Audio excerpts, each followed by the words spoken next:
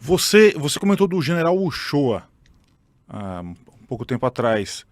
Qual que foi exatamente a contribuição que ele deu para a ufologia?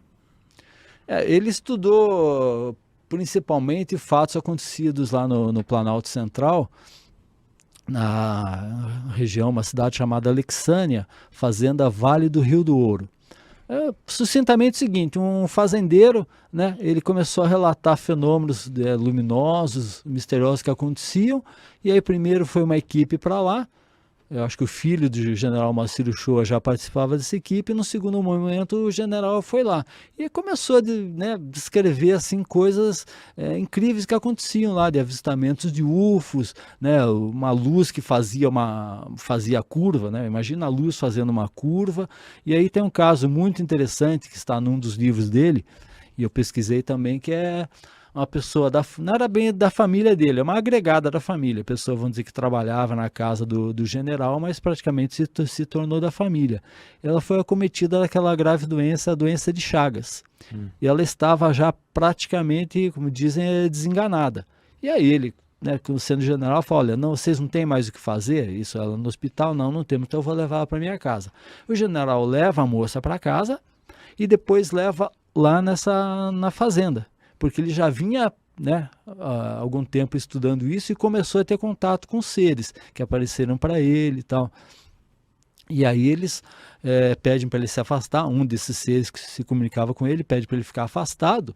E aí o que a gente tem? A gente vai ter os dois relatos dele, que estava, não sei, a uns 100 metros de distância, do que ele viu, e a moça que acabou sendo curada, né, da doença de Chagas, do ser que se aproxima dela. Né, faz com equipamento, faz alguma coisa como se fosse um corte no pescoço dela, e ela descreve depois. Eu achei depoimento dela no YouTube, foi difícil achar, mas achei. O que ela viu e o que ela sentiu. Então você tem o cruzamento de informações, né? Ele vendo de longe, e aí você tem toda a descrição de tudo que aconteceu lá nessa região, nessa época, final dos anos 60, dos anos 70. Quer dizer, ele foi um dos pioneiros, né? E o principal é o seguinte: o peso que tem na pessoa. Imagina, general do Exército Brasileiro, professor lá da AMAN, que é a Academia das Agulhas Negras em Resende, formado em engenharia e geógrafo também, quer dizer, uma pessoa altamente capacitada, estudando esse assunto e divulgando através dos livros, né? Mas ele chegou a gerar material audiovisual disso ou não? Creio que não.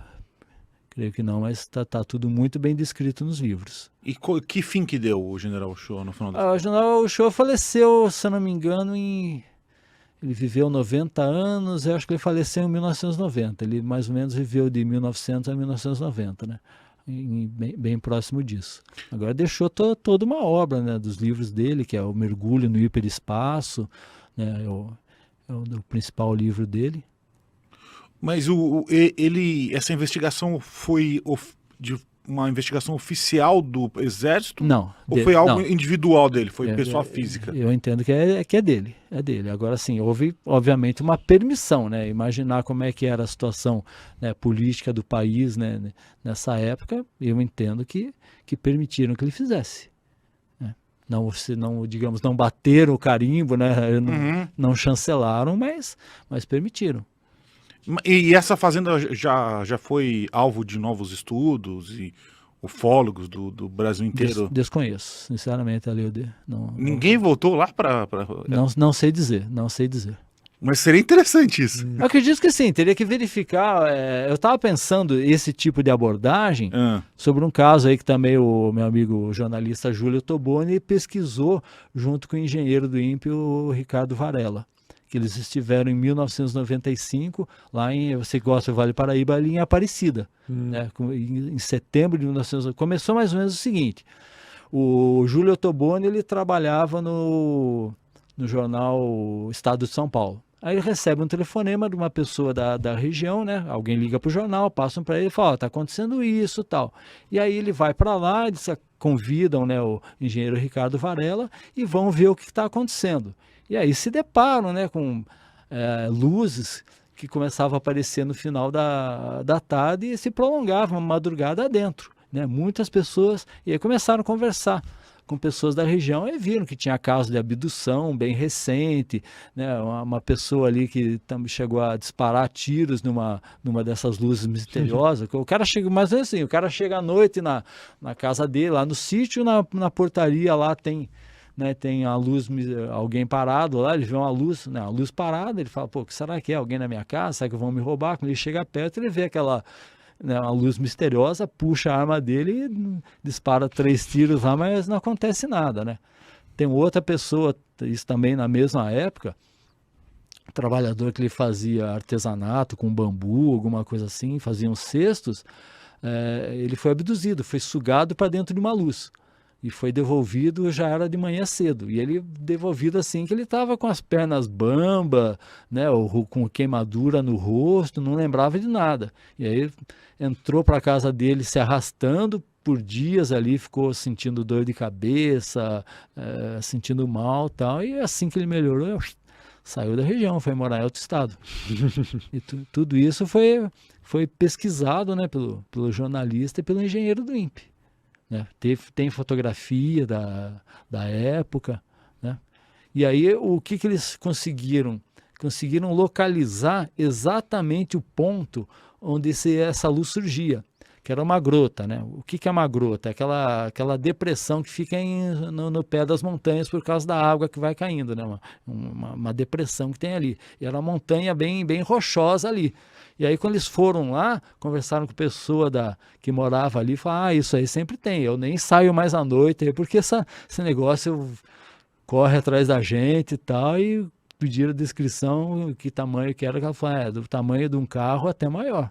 Né? O negócio se movimentava, entrava e saía ali dessa depressão, dessa grota, né? Agora, o que é ali? É uma base subterrânea, é um portal, aí já... E esse é um lugar que eu achava interessante tentar saber se ainda tem alguma coisa hoje em dia. Qual que é o local exato? Aparecida. Mas onde fica essa grota? Cara, ela fica ali, deve ficar mais ou menos uns 11 quilômetros ali para dentro em direção, saindo, porque ali é muito próximo, né? Aparecida e Guaratinguetá, e aí tem a estrada que vai ali para a cidade, uma belezinha que é Cunha, e depois continuando vai até o litoral para Paraty. Ali tem a região de serra, que chama Serra do Quebra-Cangalha. Se for o caso, eu conseguiria facilmente falar com o Júlio e tal. Mas aí é uma região acessível ou não? É com caminhada, trilha, esse tipo de coisa? Eu acho que dá para chegar de carro. Deve ter estrada de terra, talvez, mas é acessível porque esse local onde tinha essa montanha rochosa, uma gruta, é uma fazenda de gado leiteiro. Uma fazenda de gado leiteiro. Aí, essa pessoa que foi entrevistada, ela contava que já no século XIX, né, época que ainda tinha escravos e tal, teve uma época que teve fazendeiro lá que abandonou o lugar, pegou a família, pegou os escravos, foi embora por causa dessa movimentação dessas luzes que tinham lá. Então, alguma coisa tinha ou ainda tem na região, né? Pelo menos até 1995 ainda teve. Que coisa, hein?